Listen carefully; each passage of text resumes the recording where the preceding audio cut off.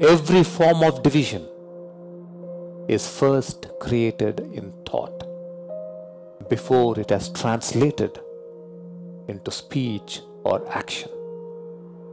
If we intend to manifest a world free of division, we need to live with a consciousness that is free of boundaries.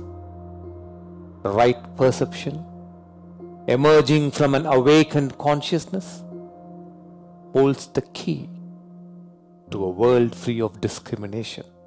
I sincerely doubt if we can ever chance upon any one common belief on which our humanity can stay united. Unity is in realizing the magnificence of diverse perceptions. If we as a collective can comprehend the truth of this observation, then there would be a radical shift in our thinking and perception. There is nothing sacred about any one point of view. It is still only a point of view. Ekam sat, vipraha bahudha vadanti. There is only one truth, and the wise call it by many names.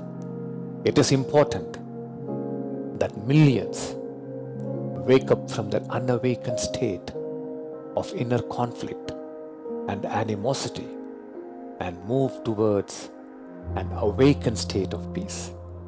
It is our collective peace that will prevent us from becoming inhuman and insensitive to the plight of our fellow human beings, who may look different from us, who may dress differently from us, who may speak a language different from us, who may live in a land different from us, who may be less or more affluent than us, who may be a different gender from us.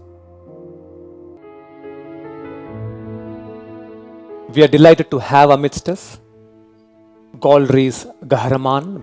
Thank you. It's an absolute honor for me to join you, and in particular to take part in a conversation about peace and the eradication of divisiveness. I think one of the really important things about understanding division is also understanding the very valid feelings of sadness, of anger that different groups have because injustice continues against them.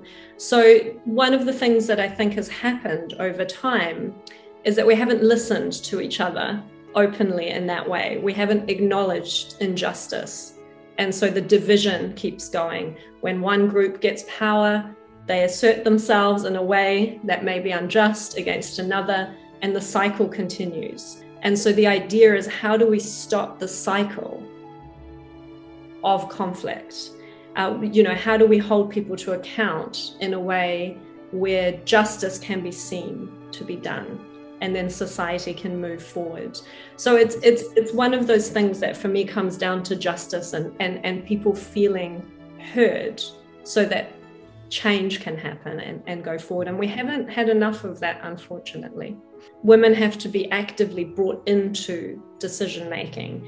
Our justice system has to treat women as equals. Our healthcare system has to focus on women's issues. There are very practical ways that we can actually address these historic inequalities.